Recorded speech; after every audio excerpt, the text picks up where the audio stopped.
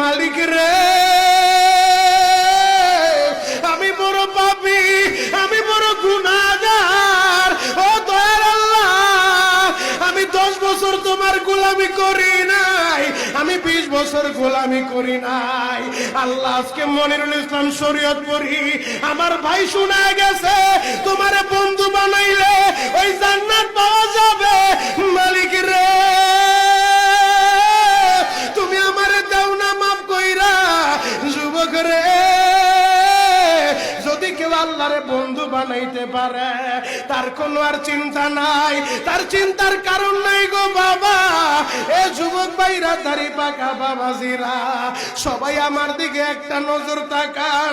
এই যে দেখেন আমি হাতের ভিতরে আহারে টিস্যু দিয়া কাফনের মতো একটা দৃশ্য বানায় ফেললাম। এমন একটা কাপড় আপনার শরীরে একদিন উঠে যাবে, আমার শরীরও একদিন উঠে যাবে। ও চেয়ারম্যান ভাইরা, ও মেম্বার ভাইরা, ও নেতা ভাইরা, ও আলেম ভাইরা, এখন কাঁদতে বলছি, শুধু কাঁদবা। জীবনে কত জায়গায় আমরা গোসল করলাম। আহারে, কক্সবাজার ঘুরতে যাইয়া সমুদ্রের ভিতরে গোসল করলা, কুয়াকাটায় ঘুরতে যাইয়া সমুদ্রে গোসল করলা।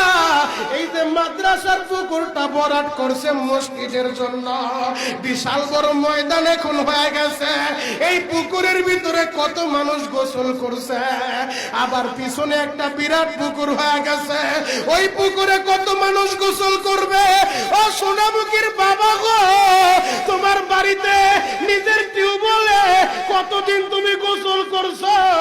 তোমার বাড়িতে দামি একটা গোসলখানা বানাইছো, বিদেশি ঝর্ণা লাগাইছো, ওই ঝর্ণার পানি দিয়ে তুমি আর আমি গোসল করি। এমন একটা দিন তোমারও আসবে, এমন একটা দিন আমারও আসবে। আহার, ওই ঝর্ণার পানির গোসল আমার হবে না, পুকুরের পানির গোসল হবে না, আমার আপনার একটা গোসল দিবে।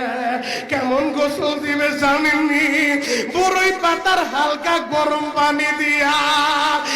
আরে মসজিদের কর্নারে পড়ে থাকা 4 পায়ার খাটিয়াটা বাড়িতে নিয়া পর্দা দিয়া একটা ব্যারিকেড দিয়া বড়ই পাতার গরম পানি দিয়া আপনারে আমার গোসল দিবে গো বাবা।